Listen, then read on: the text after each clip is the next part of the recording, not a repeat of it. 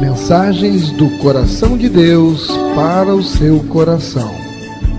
Momentos com Jesus.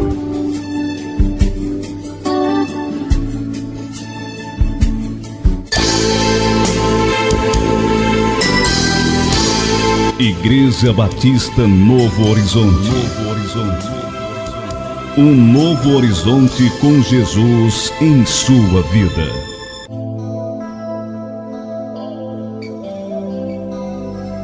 Porque a palavra de Deus é viva e eficaz, e mais cortante do que qualquer espada de dois gumes, e penetra até o ponto de dividir alma e espírito, juntas e medulas, e é apta para discernir os pensamentos e propósitos do coração. Vamos ouvir agora a mensagem da Bíblia.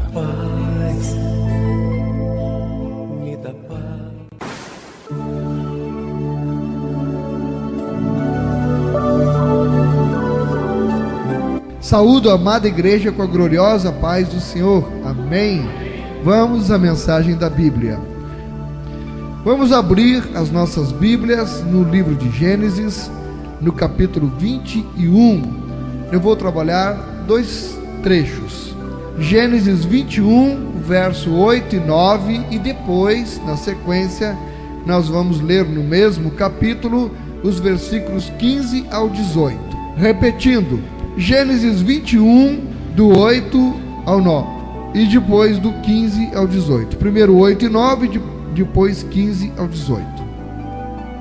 Diz assim na palavra do Senhor: Isaque cresceu e foi desmamado. Nesse dia em que o menino foi desmamado, deu Abraão um grande banquete. No 9, vendo Sara que o filho de Agar, a egípcia, o qual ela dera à luz a Abraão, caçoava de Isaque, disse a Abraão: rejeita essa escrava e seu filho, porque o filho dessa escrava não será herdeiro com Isaque, meu filho.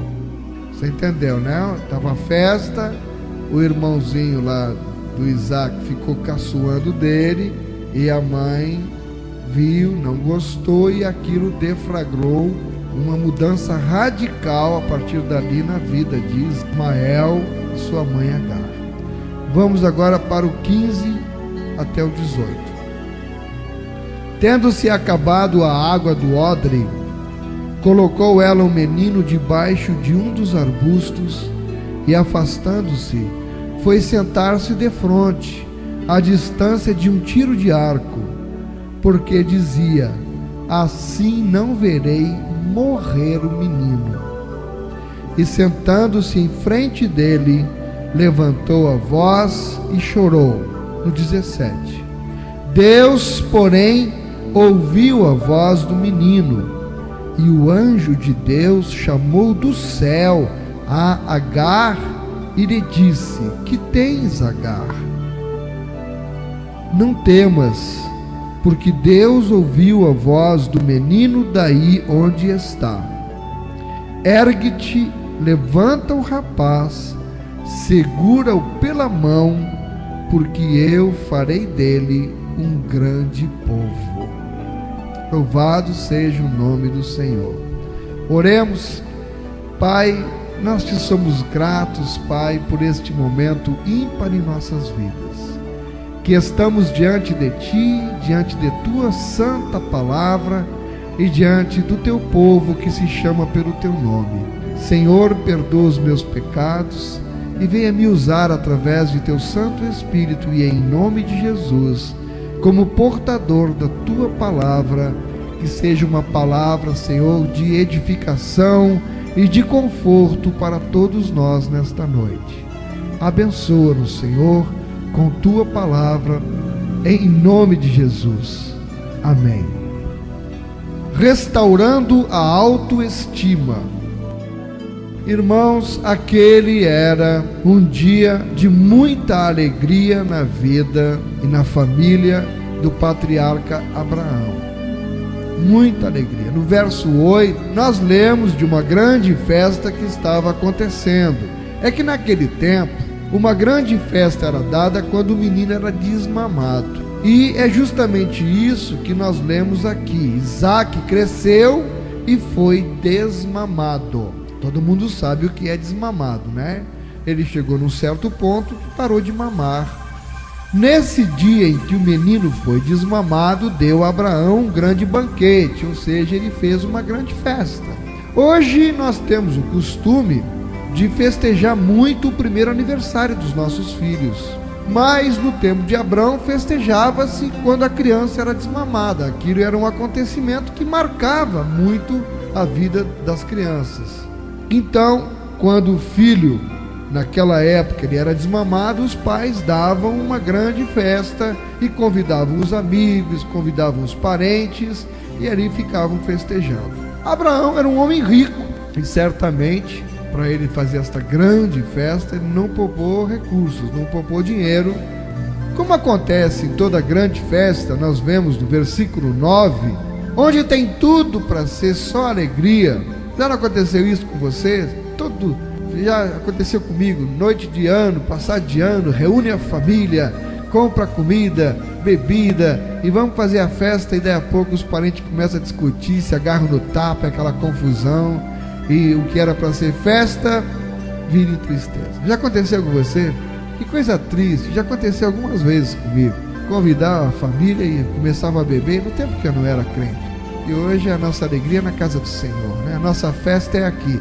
Mas naquele tempo festejava, reunia a família, o pessoal começava a beber e daí a pouco era difícil não dar uma briga. Então o que era para ser festa virava em confusão. Não deu outra nessa festa aqui. Olha o que aconteceu. E eu fiquei meditando muito nessa passagem aqui. Ela parece uma coisa tão infantil, uma coisa tão simples, passa despercebido, mas Deus me mostrava aqui. E o que eu vi naquela cena ali, eu queria compartilhar com os irmãos. Sempre aparece alguém para desmanchar o prazer. Aqui então está escrito, se vocês prestarem atenção, o que foi que aconteceu? Uma coisa simples, né? O menino Ismael, irmão mais velho de Isaac, filho de Abraão, com a escrava egípcia Agar, que foi provocado pela própria Sara. Todo mundo conhece a história. Tiveram aquele filho fora do casamento, mas foi a própria mulher que provocou aquilo. E o menino foi criado ali. Aí nasce Isaac, o filho da promessa, mas já existia Ismael. Ismael era mais velho. E vamos pensar, vamos mergulha comigo na Bíblia, como é gostoso. Ora, na verdade, quem foi o primeiro filho de Abraão? Foi Ismael. Ele já velho. Aquele menino, até nasceu o outro, aquele menino era o agrado do pai. Aquele menino, o pai fazia tudo por ele. Certamente saía com ele para caçar, contava história, andava com ele. Mas aí quando nasce o filho da esposa, e aí nasceu o mais novinho, era o filho da promessa que Deus tinha feito. Eu quero acreditar que Abraão ele não deixou de gostar de Ismael. Mas o problema é que agora já havia uma rixa entre Sara e Agar. Já tinham brigado, já tinha mandado ela para o deserto, ela acabou voltando, se humilhou, ficou lá, pagou o preço porque tinha se exaltado diante da patroa. Nós já vimos isso aqui em outra oportunidade. E ela ficou quietinha, criando do filho. Mas a outra, Sara, por certo, olhava para aquela criança e aquela criança lembrava ela a burrada que ela tinha feito, porque se ela tivesse esperado no Senhor, se ela não tivesse se precipitado, ela agora estaria reinando, só ela que tinha um filho, mas agora ela estava tendo que repartir o marido com a outra, que talvez ele não tinha mais relação com a outra, mas existia uma criança. Todo o carinho de Abraão, que seria destinado a Isaac, ela via que ele estava repartindo com o outro filho, e era justo. A gente que é pai sabe que não vai discriminar. Eu mesmo tenho filhas com 2 esposas. A primeira, do primeiro casamento, separei, etc. Conheci Jesus, depois constituímos outra família, Mas o meu coração de pai não discrimina nenhuma das minhas filhas. Todas elas têm o mesmo valor para mim. São todas preciosas, presentes de Deus na minha vida, bênçãos. Como pai, a gente não faz essa separação. E eu creio que Abraão não, mas as mulheres certamente ficavam se bicando. E olha a situação, no dia lá daquela festa, que Abraão reúne todo mundo e dá aquela festa, a Sara ficou observando uma cena que teria passado despercebida, os meninos correndo para cá, para lá, cheio de criança, mas ela se pegou naquilo ali para fazer daquilo um cavalo de batalha. Ela percebeu que o filho de Agar, Ismael, que era o nome da criança, ela pegou ele caçoando de Isaac. Menino não fica fazendo isso? Não mexe uns com os outros? Né? E os pais que tem que fazer? Menino, para com isso, respeite seu irmão, não faça isso não. E as crianças ficam. Lá em casa mesmo, frequentemente eu vejo Évila brincando com Edna, caçoando dela. Eu vejo o contrário, vejo Edna pegando uma coisa para caçoar da irmã. Às vezes acabo se estranhando, eu tenho que entrar pelo meio para apaziguar. Mas isso é uma coisa natural, coisa de criança. E nesse caso aqui, essa brincadeira de criança, coitado do Ismael, brincando lá, caçoando do irmão por alguma coisa que ele tinha dito ou feito, a Bíblia não explica, só diz que ele estava caçoando. Mas Sara se pegou naquilo e ela foi pressionar Abraão para que se livrasse daquela criança e da mulher. Meu Deus, uma coisa tão simples, a criança caçoou do outro. Ismaelzinho acabou sendo, coitado, o desmancha-prazer da festa. E atraiu, com aquela brincadeirinha que a criança fez com o irmão, para ele e para sua mãe, Agar, a ira da mãe de Isaac, Sara. É certo que Ismael, sendo criança, agiu como criança. Mas hoje, se nós trouxermos para os nossos dias, nós vamos observar que tem muitos adultos que agem como crianças também. Uma criança agir como criança é compreensível, mas um adulto agir como uma criança, aí é que a gente precisa parar para pensar. Tem gente que já sendo adulto, tem gente que já tendo compreensão das coisas, age assim como Ismael. Pensa que pode caçoar, pensa que pode maltratar os outros e que nunca será descoberto, pensa que pode jogar o seu veneno para trazer tristeza, pensa que pode fazer os outros de bobo. O que esse tipo de pessoa não sabe, esse adulto que age como criança, a criança é desculpável. Coitado de Ismael, não merecia isso não. Mas a gente pega esse exemplo e traz para nós e vai ver que esse tipo de pessoa não sabe ou não se lembra que tudo o que se planta se colhe. E nós lemos isso na Bíblia, porque tudo que o homem semear, isso também ceifará. Está em Gálatas capítulo 6, versículo 7. E esta é uma lei de Deus e é uma lei da vida, porque a semeadura é opcional, mas depois que você plantou na vida, a colheita é obrigatória. Plantou, então você vai ter que colher, mais dia menos dia, não tem como se escapar. A vida para todos poderia ser assim, como estava sendo naquele dia lá, uma grande festa. Não podia ser assim para todos nós, se nós conseguíssemos dominar o nosso eu. Sara não dominou o eu, ela usou aquela situação para fazer prevalecer o seu eu.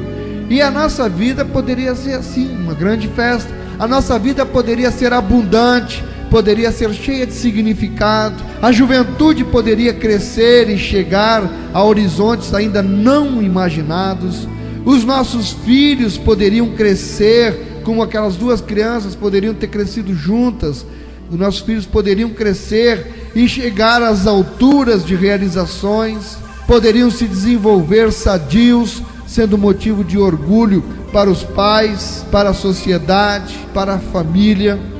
Mas por algum motivo sempre há alguém com aquele gênio e aquela atitude do Ismaelzinho, alguém que acha que é muito esperto, que quer brincar com a vida, que quer caçoar dos valores, que quer modificar as leis da natureza e levar de qualquer jeito os princípios espirituais que Deus estabeleceu para uma convivência sadia entre os seres humanos. Sempre aparece alguém que pensa que aquilo que é plantado não será colhido. Esse era o caso do pobre do Ismael. Ele era inocente, ele não tinha consciência disso. Mas e nós, quando temos consciência e mesmo assim plantamos? Ismael estava plantando e não tinha consciência, não tinha noção de que ele iria colher amargamente o resultado daquela caçoada que ele deu no irmão. E esse era o caso de Ismael. Mas se plantou, tem que colher. Nós observamos aqui do verso 8 para o verso 9 que enquanto todo mundo podia estar feliz naquela grande festa, Ismael caçoava do seu irmão, pensando que ninguém o descobriria. Será que você que me ouve agora, será que você é um adolescente que está, por exemplo, brincando com cigarro? Ou que já começou a brincar com uma pedra de crack?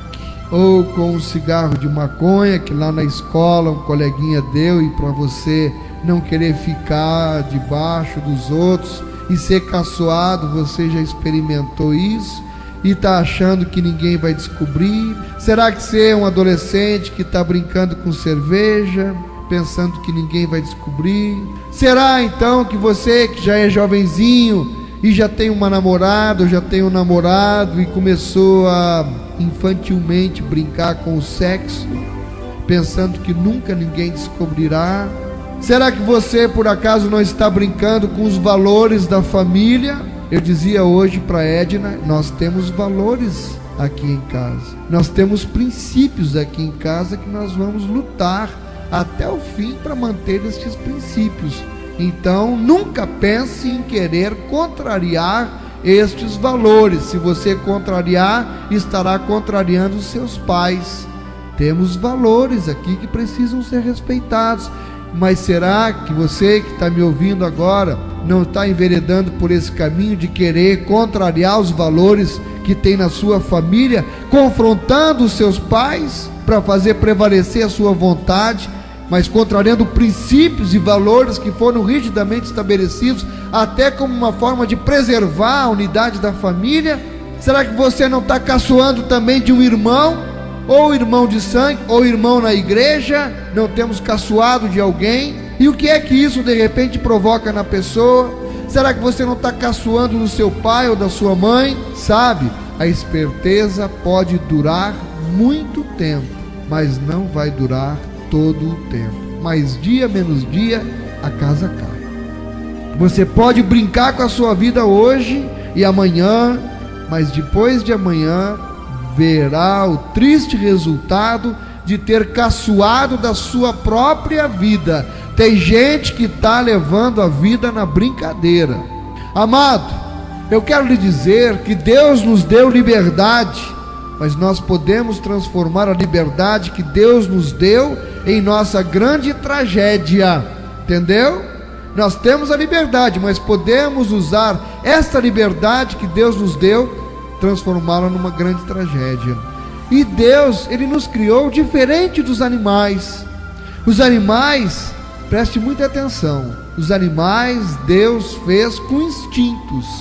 Os animais, eles são escravos dos seus instintos, mas nós, seres humanos, nós fomos criados com inteligência, e não com instinto, e com liberdade.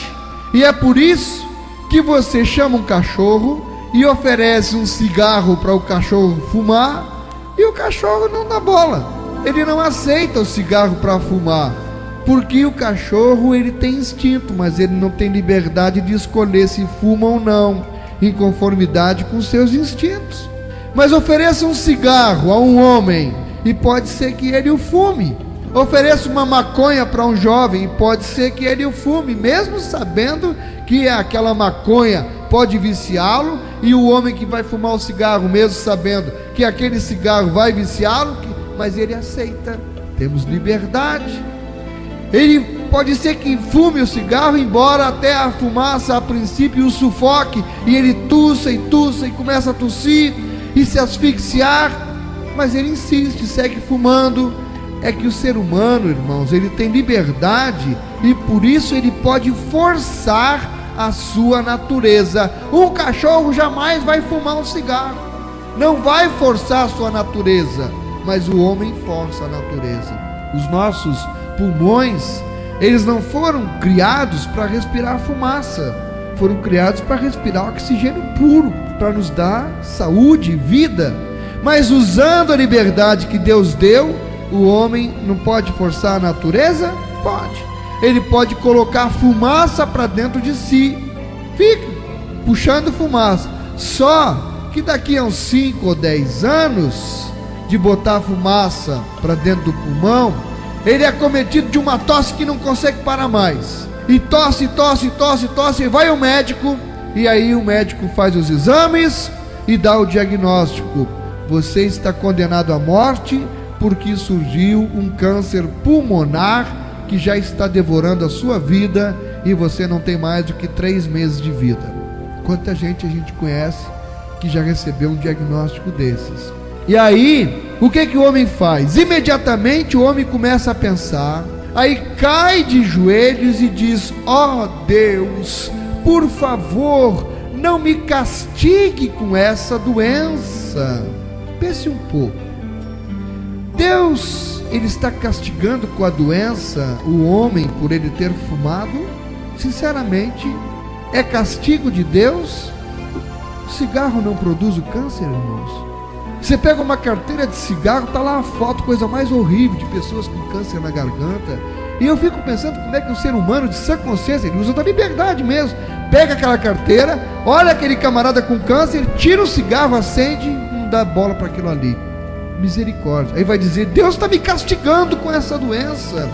Não, Deus não vinga ninguém com o mal. Por quê? Porque Deus não é um monstro, ele não é vingativo como muitos imaginam. Agora, se plantou, vai colher. Não está fumando, não está plantando, não vai ter que colher.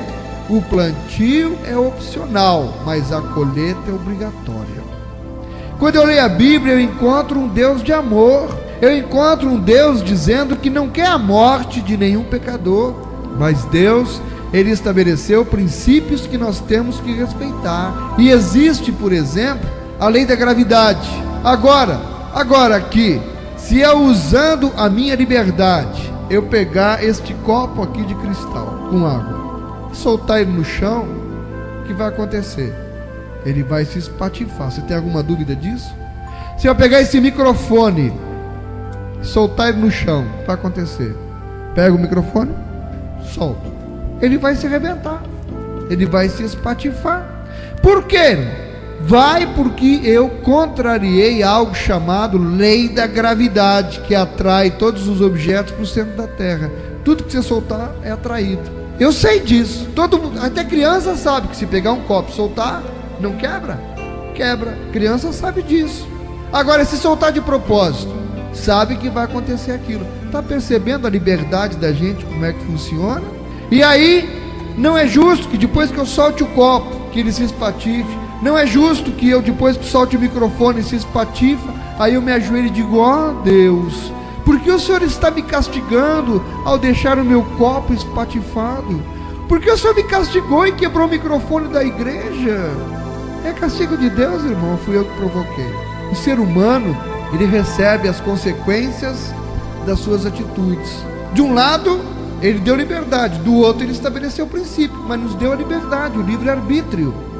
As leis de Deus, elas servem para proteger a vida, e isto é para proteger a vida, não é só um mero capricho de Deus.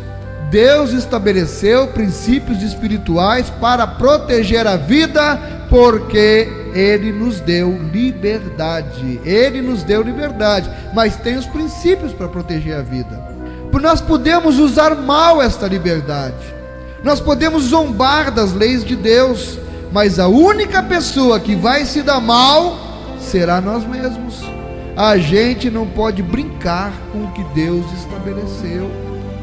Nesse verso 9, nós lemos que Ismael estava caçoando, estava rindo de Isaque. Ele pensava, talvez, na sua inocência, que nunca seria descoberto. mas Sara o viu. Sara não gostou e foi a gota d'água. Ismael teve que sair de casa com sua mãe. Aí foi isso que eu mergulhei na Bíblia e fiquei pensando: o que levou Sara a agir daquele jeito? Uma simples brincadeira do menino, brincando com o irmão. Eles tinham diferença pouca de idade. Deflagrou tudo aquele sentimento dentro de Sara. Será que foi aquilo ali? Foi não, irmão. Foi não, irmão. E vamos trazer para a nossa vida. Sara se aproveitou daquilo ali. Aquilo foi talvez a pena do pavão. Aquilo foi a oportunidade que ela encontrou de: agora eu encontrei um motivo, agora eu vou em cima de Abraão, e agora eu vou bater pesado, porque agora eu peguei alguma coisa. Mas o que é que estava por trás daquilo? Vamos pensar nisso. Por que tantas coisas acontecem na nossa vida? Pessoas agem de um jeito, reagem de outro jeito, falam com a gente de uma forma, tomam decisões, atitudes. Você olha: pai, foi só por isso, tão pouquinho. Como é que ela agiu desse jeito? É o que está por trás, irmão. Um grande incêndio numa floresta começa como? Com uma pequena faísca. E aquela faísca, ela vai aumentando, o fogo vai propagando. Quando você se dá por conta, virou um incêndio de grandes proporções. E assim é na nossa vida, assim é no nosso relacionamento. Eu insisto, estou no segundo casamento, tive 18 no primeiro, estou chegando nos 18 no segundo, 36 anos de casado. Não foi com a mesma mulher, tá certo? Mas é uma experiência de casamento. E eu posso dizer, do alto desses 36 anos de vida em comum, que um casamento, viu, irmã, não se acaba no piscar de olhos. Ele não se termina no estalar de dedos, não. Não é o Ismaelzinho que caçoou do irmão que causa aquilo. Não, tem muita coisa. Dessa atitude de Sara, tinha muita coisa por trás disso. E isso nós precisamos parar para pensar. Tudo que aconteceu, Agar deve ter infernizado a vida dela, ela se arrependeu, ela não mediu as consequências, ela queria se livrar daquilo, botou aquela criança e a mãe dela abandonado no deserto, por uma simples caçoada do menino, ela fez, e Abraão concordou com ela, e botou, como nós vamos ver na sequência, aquele povo para correr. E na nossa vida, casamento não se termina de uma hora para outra. Vem lá, olha, faz um exame de consciência, olhe para a sua vida. Se a sua situação hoje no casamento está passando por tanta dificuldade, se você hoje foi jogado num deserto como Agar e Ismael, mas olhe para trás o que aconteceu lá atrás, que você foi deixando aquilo acontecer, não foi combatendo, não foi tratando, não foi cuidando, e aí vai parar no deserto. Imagina a situação agora de Agar e Ismael. Em Gênesis 21:14, levantou-se, pois, Abraão de madrugada, tomou o pão e um odre de água, pô-los às costas de Agar, deu-lhe o menino e a despediu. Ele fez isso, deu água, pão e mandou eles embora. E ela saiu andando errante pelo deserto de Berseba. O que é andar errante? Sem saber para onde ir. E aí eu lhes pergunto, como estava a autoestima de Agar? Jogada fora, cuspida como quem enxota uma mosca, deu água e um pedaço de pão para ela e o filho, e ela saiu pelo deserto. Para lá, não sabia voltar, e mesmo que quisesse voltar, seria enxotada de novo. Para onde ela iria, ela não sabia o que tinha naquele deserto. A autoestima dela como ficou arrebentada. Irmãos, reconstruindo a autoestima, restaurando a autoestima, é a mensagem dessa noite.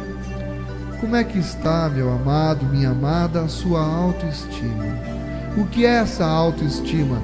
É este valor que nós mesmos damos a nós. Nós reconhecemos que temos valor, e isso nos dá ânimo, nos dá vontade de prosseguir na vida, de vontade de continuar caminhando. Mas se a sua autoestima está lá embaixo, você perde até a vontade de viver.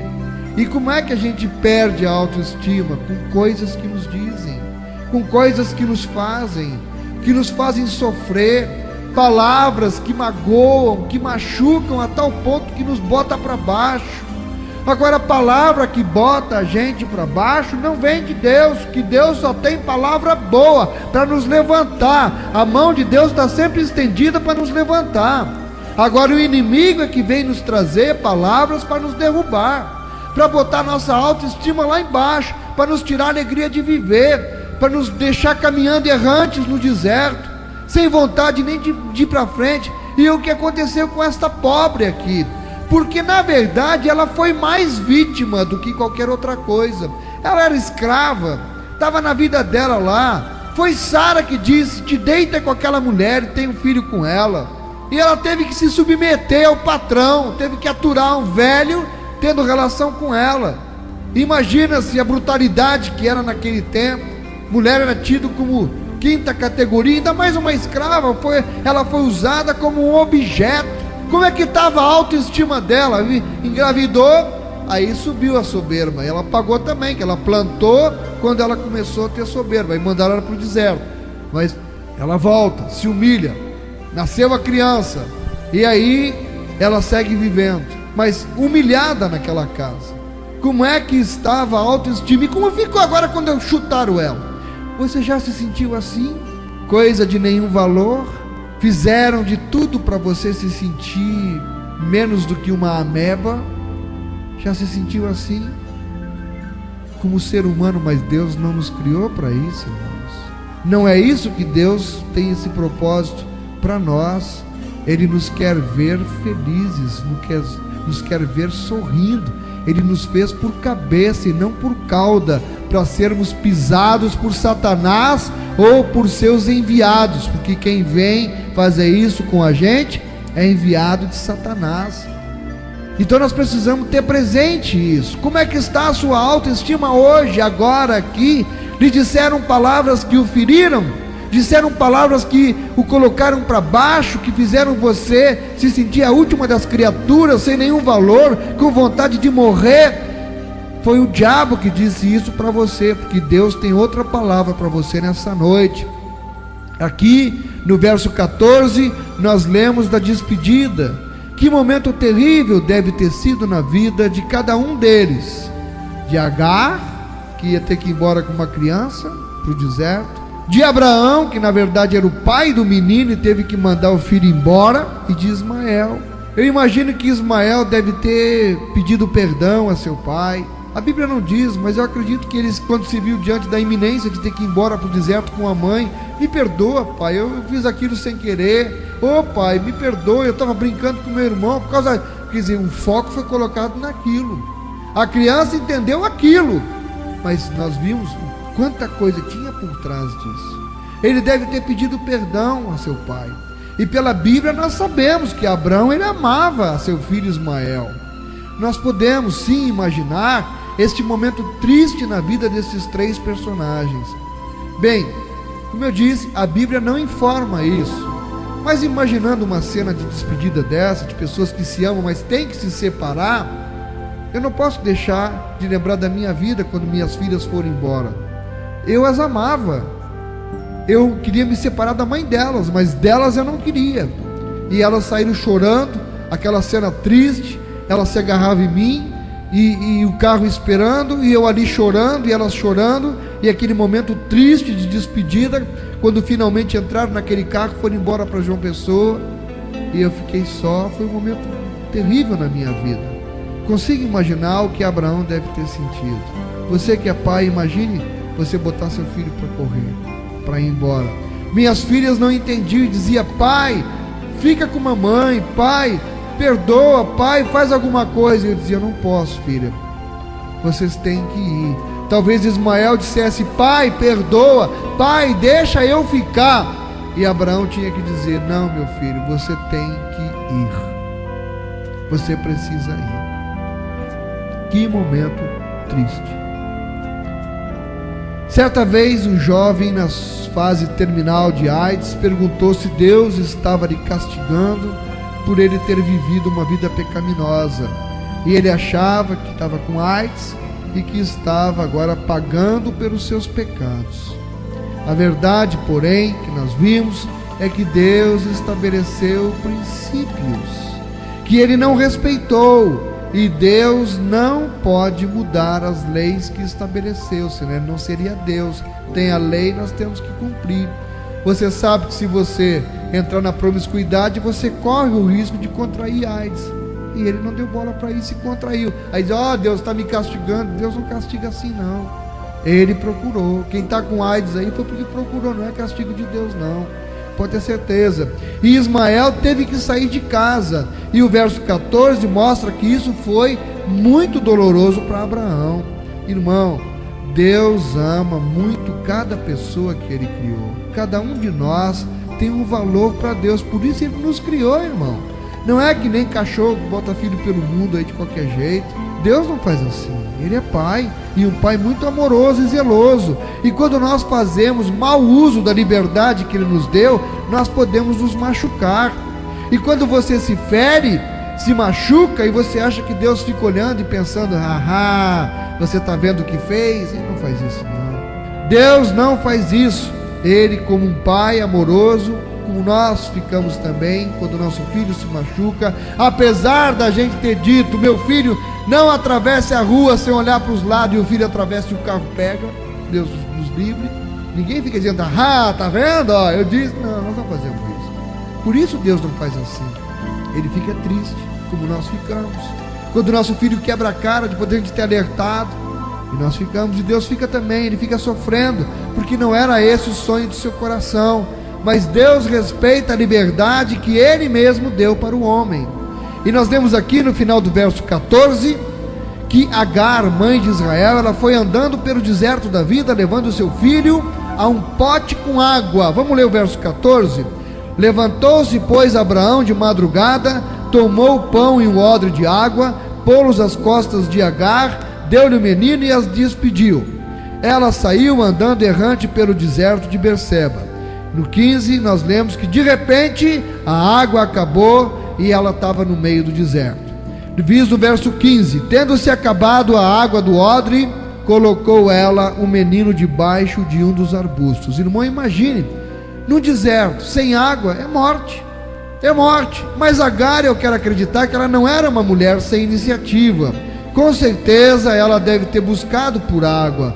Com certeza ela procurou uma palmeira, ela escavou a terra, ela correu de um lado para o outro, mas os recursos humanos se acabaram. Chega um momento em que os recursos humanos que nós temos, eles se acabam, e não havia mais água, e o filho começou então a morrer no deserto.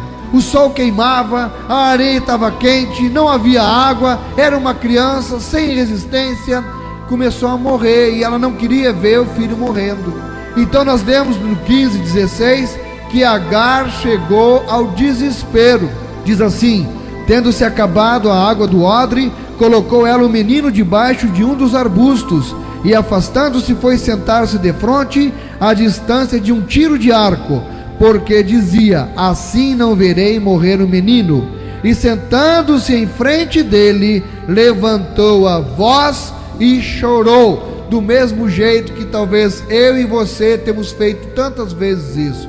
Quando os recursos humanos se acabam, quando você olha e vê que as forças da sua mão se acabaram, nós só temos a fazer é sentar e chorar e confiar no Senhor, e esperar que venha do alto a salvação no meio desse deserto da vida. E ela levou o seu filho e colocou debaixo de um arbusto, para tentar proteger um pouco mais, na sombrinha daquele arbusto, para ver se a criança aguentava um pouco mais, a uma distância como a de um tiro de arco, que seria mais ou menos 25 metros. Ela se afastou dele. Como mãe, ela não queria ficar ali vendo o último suspiro do filho. Eu não quero ver o momento em que meu filho vai dar o último suspiro. Ela deve ter pensado isso. E é preciso, queridos, destacar uma lição hoje. Nós todos estamos andando no deserto desta vida. Mãe, pai, talvez o seu filho esteja morrendo também no deserto da vida. E você como pai, você como mãe, já tentou de tudo. Você já falou com amor, já falou com energia, já chorou, já suplicou, já aconselhou, você já foi firme, você já soltou a corda, já esticou a corda, pediu a oração da igreja, pediu a oração do pastor, enfim, você já fez de tudo e aparentemente aos seus olhos o seu filho não tem mais remédio. E você pode estar perguntando, como Agar, eu achava que o filho não tinha mais remédio, que não tinha mais saída para aquele filho, ele ia morrer mesmo. Você pode estar perguntando, o que mais eu posso fazer para ajudar o meu filho? Porque desde pequeno eu o instruí no caminho do Senhor, ele foi educado, recebendo as instruções da palavra de Deus, nós demos tudo para esse menino, para essa menina, nós demos amor, nós demos carinho, nós demos educação, nós demos alimentação, nós demos o nosso tempo, demos assistência, demos amizade, compreensão, mas o meu filho ou a minha filha está se perdendo. O que mais eu posso fazer por meu filho, por minha filha? Eu não sei mais o que fazer, eu não sei mais como salvá-lo, mas por favor, pare e pense um pouco mais comigo. Talvez o seu problema não seja o seu filho. Talvez o problema não está no seu filho. O problema está no seu casamento. Seu filho é apenas vítima, como Ismael era vítima. Não pediu para nascer, nasceu e estava passando por aquilo. O problema está na estrutura, muitas vezes, do casamento, e o que eu estou falando é sério. Pode estar na estrutura da sua família. Talvez o seu lar esteja caindo aos pedaços. Você já não sabe mais o que fazer. Na verdade, não é com seu filho, é para reestruturar o seu casamento, a sua família. A sua família, você está vendo, ela está gradativamente se desfazendo. Talvez você e sua esposa já pensaram no divórcio, porque pensam que a única saída é a separação, e só não se separaram ainda por causa dos filhos. Eu levei dos 5 aos 18 anos do primeiro casamento, aguentei 13 anos, não me separava por causa dos filhos, e a minha vida cada vez virava mais um inferno. Ou talvez você não se separou ainda por causa da questão financeira, por causa que a sua família que vai achar, ou por causa da igreja, mas entre vocês já não existe mais nada, e a vida se tornou um inferno. O lar está morto, está agonizando. Quem sabe você já perdeu todas as esperanças, como Agar, já caiu de joelhos e disse a Deus: ó Senhor, eu não posso mais fazer nada, ó Senhor, está tudo perdido, Senhor, eu já lutei, eu já pedi ajuda, eu já corri, eu não posso fazer mais nada. Talvez neste momento, então, quem sabe, o seu problema então não seja o seu lar, talvez o seu problema seja a sua saúde. Você não sabe mais para onde ir, você já se entregou ao abandono. Ou então, quem sabe, talvez o seu problema não seja a saúde, então seja a sua vida espiritual. Você já tentou mudar muitas vezes, mas nunca conseguiu cumprir as suas promessas. Prometeu em casa, prometeu a si mesmo, prometeu diante de Deus, na igreja, mas não adianta. A sua promessa dura 10 dias, dura um mês no máximo, e você volta a fazer tudo de novo. Você então, quem sabe, se sente um escravo de vícios, escravo de hábitos pecaminosos, e não sabe mais para onde ir, não sabe mais como encontrar uma solução para o seu problema. E aqui está escrito que Agar, quando acabou a água da vasilha, ela deixou o menino debaixo de um arbusto e foi sentar-se perto dali, a 25 metros de distância, porque ela pensou: eu não posso ver o menino morrer, eu vou deixar ele morrer, quando ele morrer eu vou lá e pego ele, vou ver o que eu faço, mas eu não quero ver ele morrer. Sentada ali perto, começou a chorar. Você já se sentou debaixo de um arbusto e falou: meu Deus, eu tenho que me conformar com esse caráter, eu tenho que me conformar, Senhor, com essa situação do meu lar, da minha vida, eu tenho que me conformar com esse meu problema, ele não tem solução? Será que nesse momento você está vivendo um momento difícil financeiramente? Então, você já tentou de tudo e já não sabe mais o que fazer para pagar aquela conta que está maior do que você? Então eu quero que você neste momento dirija, aleluia, os seus olhos para o deserto.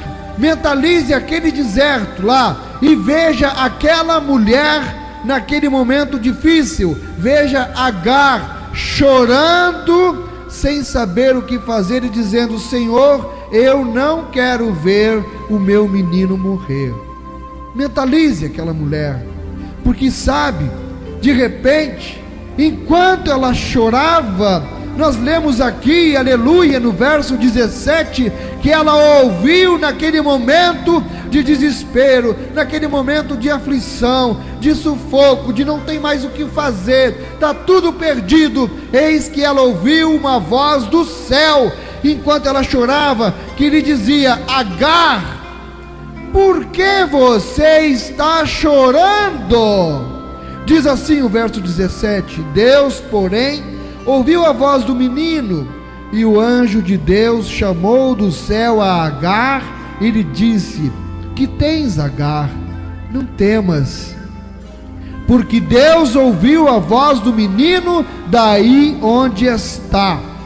E a sua resposta pode muito bem ter sido a seguinte, ela no coração dela: Ah, Senhor, eu estou aqui chorando porque eu não posso fazer nada mais para salvar o meu filho. Eu não posso fazer nada mais para sair desta situação. Eu sinto-me uma coitada na vida. Tudo dá errado para mim. Todo mundo me rejeita. Ninguém gosta de mim, Senhor. Ninguém gosta de mim. Eu estou perdida neste deserto. Eu não sei para onde ir. Eu não tenho valores. Eu perdi a autoestima. Eu me sinto muito mal. Eu não tenho mais força para levantar a minha cabeça, Senhor. E no verso 18, a palavra de conforto de Deus para aquela mulher: ergue-te, levanta o rapaz, segura-o pela mão, porque eu farei dele um grande povo. Ou seja, eu tenho planos na tua vida. Quando você pensa que tudo acabou, é que Deus entra e diz: te levanta, ergue, porque eu tenho plano e vou fazer cumprir na tua vida. O que Deus estava, na verdade, dizendo para Agar, Deus estava querendo lhe dizer para ela e para você nesta noite: pare de chorar, levanta o menino. O que você pensa que é o problema, não é? Levante, segure pela mão, porque eu prometo uma coisa, escute bem, Agar, eu sou o Deus Todo-Poderoso, e eu prometo que esse garoto, que você pensa que só merece a morte, desse garoto, Agar, eu farei um grande homem. Não fique chorando, não fique pensando não, que está tudo perdido. E no verso 19, Agar recebeu a grande orientação, a orientação que Deus está te dando nesta noite, que foi a de levantar os olhos. Tira o teu olhar do problema, da criança que está morrendo, do que você acha que não tem solução. Ergue os teus olhos e olha que é do alto que tem a solução para a tua vida. Abrindo-lhe Deus os olhos, viu ela um poço de água, e indo a ele, encheu de água o odre e deu de beber ao rapaz. A salvação chegou naquelas vidas. A água que tanto eles precisavam, a água que lhes daria a vida, estava ali bem pertinho. Irmãos, a água estava tão pertinho, eles pensando em desistir. Talvez a água está tão perto de você, está ao alcance da sua mão, e você chegou nessa noite aqui, quem sabe, pensando em desistir. Mas Deus te trouxe aqui para te dizer isso: levanta os olhos para o céu, porque é no céu, é lá que está o teu socorro. Eleva os olhos para os montes. De onde me virá o socorro? O meu socorro vem do Senhor, que fez o céu e a terra. Meus irmãos, em vez de chorar, ela abriu os olhos, ela levantou os olhos, ela enxugou as lágrimas, e sabe o que ela viu? Uma fonte de água pura. Ela estava chorando, ela estava pensando que tudo estava perdido, quando bem pertinho dela havia uma fonte de água. Nesse verso 19 ainda lemos que Agar encheu a vasilha de água, correu e deu ao menino antes de ele morrer. E o menino viveu e cresceu, e se fez um grande homem e pai de uma poderosa nação. São os palestinos hoje. Estão dando problema ainda lá para Israel. Sabe o que está Deus nos dizendo hoje, aqui e agora? Deus está dizendo para você que veio aqui buscar a sua palavra e não vai sair sem ela. Deus está te dizendo: não existe caso que esteja perdido para mim. Eu sou o Deus Todo-Poderoso, diz o Senhor. Aleluia! Você pode ter até agora lutado com suas próprias forças. Você pode ter feito tudo à sua maneira. Você pode ter se esforçado. Você lutou tanto que até perdeu a sua autoestima, a vontade de viver. Talvez aquele pensamento de se suicidar passou. Não tenho mais razão para continuar vivendo. Perdi a autoestima. Eu não valho nada, eu não sirvo para nada, não presto para mais nada. Você perdeu a autoestima.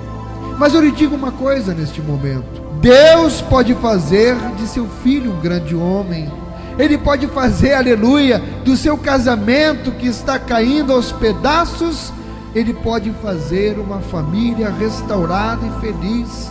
Deus, Ele pode fazer da sua vida sem futuro e sem esperanças, uma vida de perspectivas maravilhosas. Deus pode ressuscitar os seus sonhos.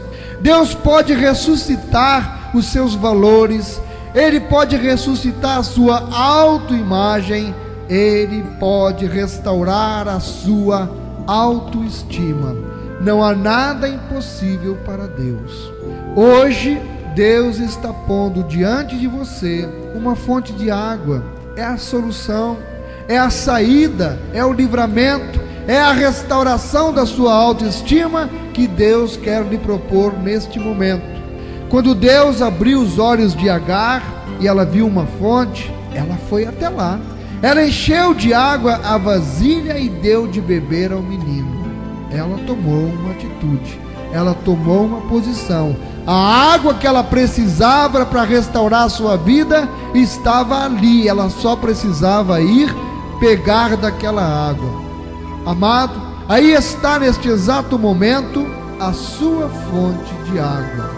Você tem que correr até ela, você tem que banhar-se nela, você tem que mergulhar por inteiro nela. Qual é esta fonte? Jesus é esta fonte. Ele, Jesus Cristo de Nazaré, Ele é a fonte, Ele é a solução para você.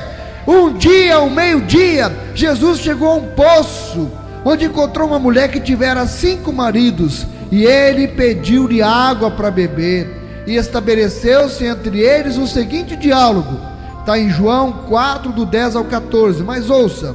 Replicou-lhe Jesus: se conheceras o dom de Deus, e quem é o que te pede, dá-me de beber, tu lhe pedirias, e ele te daria água viva. Respondeu-lhe ela: Senhor, tu não tens com o que atirar, e o poço é fundo. Onde, pois, tens a água viva? E afirmou-lhe Jesus: quem beber desta água tornará a ter sede. Aquele, porém, que beber da água que eu lhe der, nunca mais terá sede. Pelo contrário, a água que eu lhe der será nele uma fonte a jorrar para a vida eterna, ou seja, a água dele é para sempre. Em João 7,38, quem crer em mim, como diz a Escritura, do seu interior fluirão rios de água viva. Meu irmão, minha irmã, é ali aos pés de Jesus que você tem que receber, buscar, beber dessa fonte de água viva, para receber o poder de Deus, que vai restaurar a sua vida, que vai restaurar o seu casamento, e vai restaurar o seu filho, que vai restaurar a sua autoestima. Por quê? Porque é aos pés de Jesus que os nossos problemas são resolvidos e as nossas feridas são saradas. Aos pés de Jesus, nos braços de Jesus, É ali que você encontra a solução. Que Deus abençoe a você e a mim, não só hoje, mas todos os dias da nossa vida, em nome de Jesus. Igreja Batista Novo Horizonte. Um novo horizonte com Jesus em sua vida.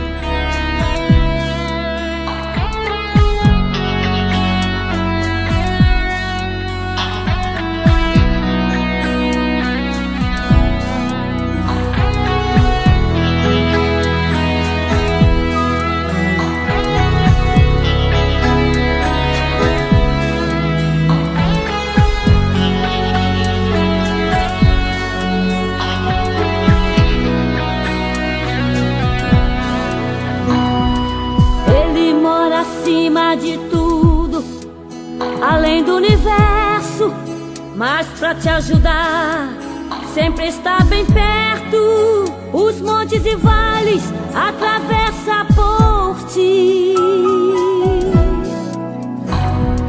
Sabe onde fica a dor de um coração ferido, sabe levantar o ego caído nas obras do mal. Ele sabe dar fim.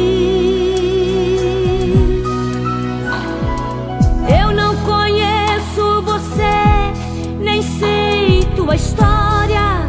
Se algum problema te assola agora, fale com Jesus, fale com Jesus. Se a escuridão da angústia tomou tua estrada, você faz de tudo, luta e não vê nada. Ele é a luz, Ele é a luz. Pode pedir que Ele está aqui, pode chorar que Ele vai consolar. Ele entende teu pranto e atende, pode acreditar. Pode estender suas mãos para o céu. Ele é amigo, Ele é justo e fiel. Faz o impossível, se torna possível pra te abençoar. Só Jesus pra te ajudar.